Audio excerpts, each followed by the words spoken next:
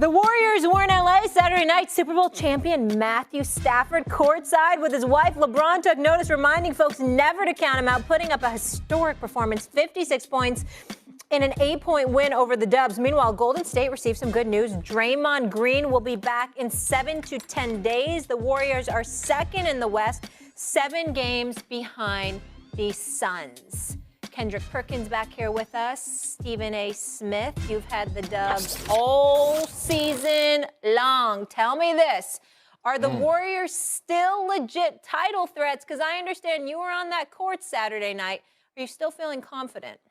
Oh, I'm not feeling nearly as confident as I was, but it's primarily, pretty much solely because of the absence of Draymond Green. I think that the best thing that has happened to the brand that is Draymond Green is him being out, because we realize now how important he is to this franchise. Defensively, they would be significantly better with him on the court. There is no denying that. When he's on the court healthy, Draymond Green is a Defensive Player of the Year candidate pretty much every year. He's that elite. He's that intelligent of a basketball player.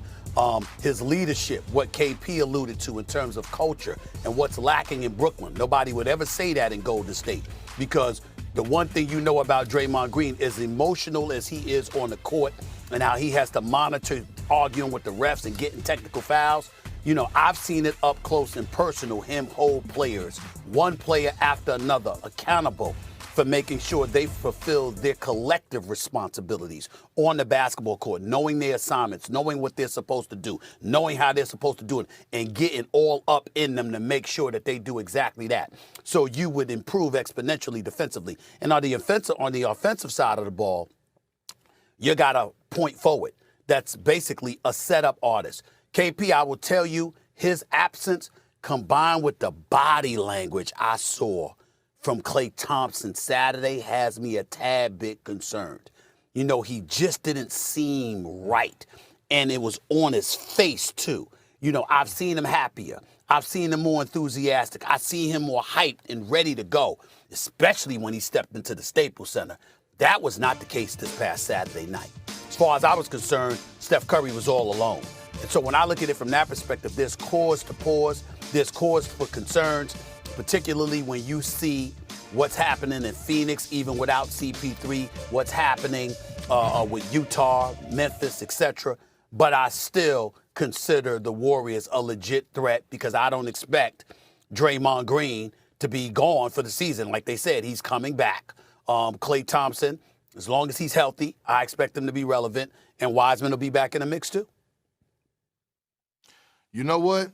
As the world turns, you used to watch that soap opera, right? I know No, you heard not of that that soap one. opera. Not that one. All my children, One Life to Live, and then General Hospital. Well, and Young and the Restless. Yeah, that's all good. That's all good. But let me say this. Let me say this to you, because now for some reason we're having flashback Mondays, okay? And I told you when Klay Thompson came back, I said to you that they were going to have chemistry problems. I told you, with the emergence of Jordan Poole having to take a lesser role, Klay Thompson having to fit in along with Andrew Wiggins, that they were going to have problems. Yes, Klay Thompson's body language probably had a lot to do with Draymond Green, but it also has a lot to do with the Warriors system. And so here's the problem that I have with you and everybody else around the world, is that when the Warriors are hitting those threes, we're singing their praises. I mean, they're shooting it from the parking lot. They're doing this.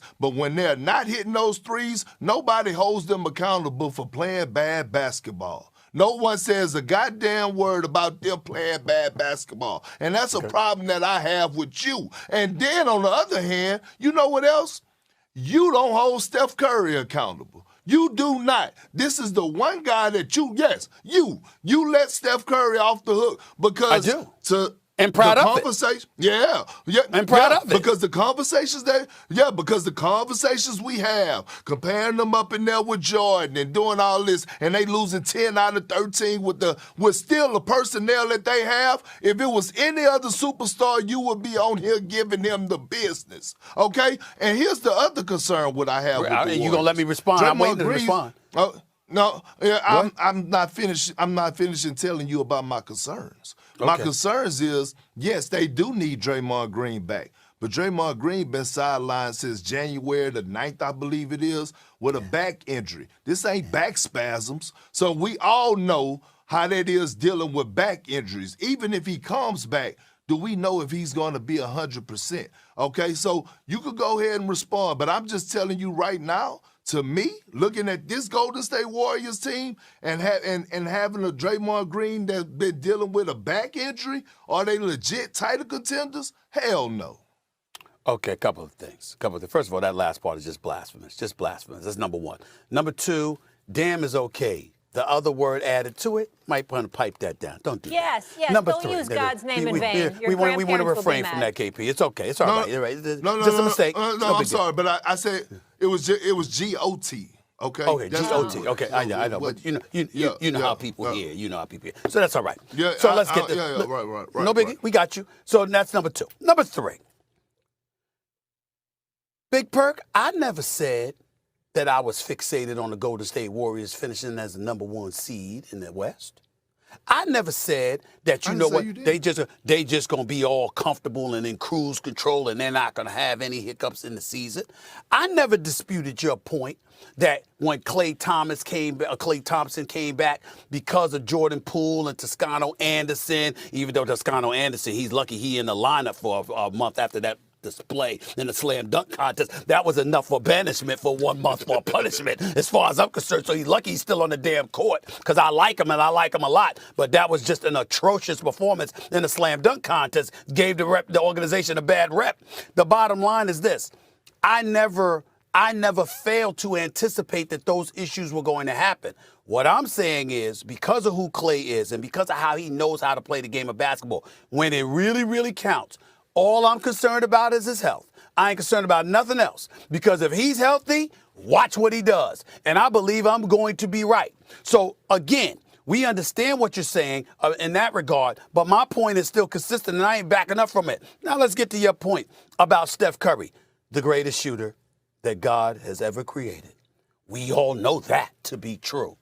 When you are a shooter, and listen, I understand that. Little hiccup, mid-back shell, stuff happens. You understand? Yeah, we understand it. But you know this as well as I do, KP. You know it better than me because you played. The reality of the situation is, with shooters, this kind of stuff always happens for a short period of time. It's not that big of a deal. And when I see Steph Curry and you dropping 28 or you dropping 30, but your team loses and what have you, because other dudes are not stepping up, that's something that Steve Kerr and those boys will figure it out. Again, my issue is their health. Because if it were not for their health, this wouldn't be an issue at all. Even with chemistry problems, they'd still have won half of these games. Easy. It wouldn't be no 10 out of 13 losses. I mean, it wouldn't happen. Not like that. So when you have injuries, this stuff happens. And I'm getting tired of you ignoring that.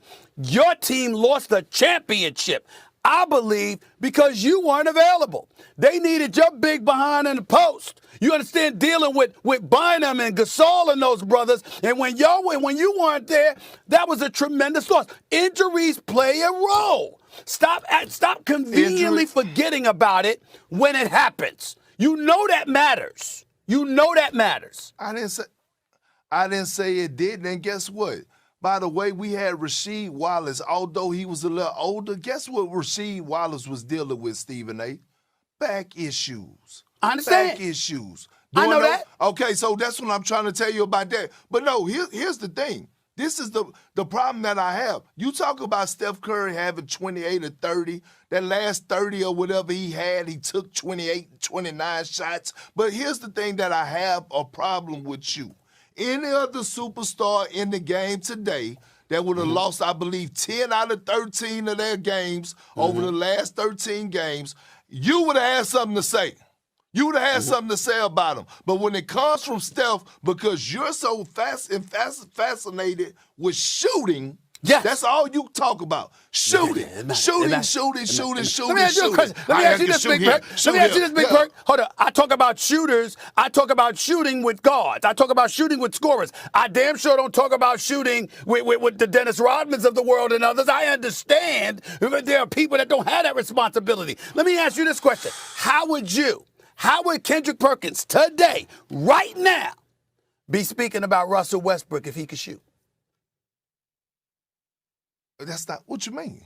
No, what I'm saying is shooting matters. Shooting is that important for most players. Hey, Stephen A., you ready for some hardcore facts? Cold facts?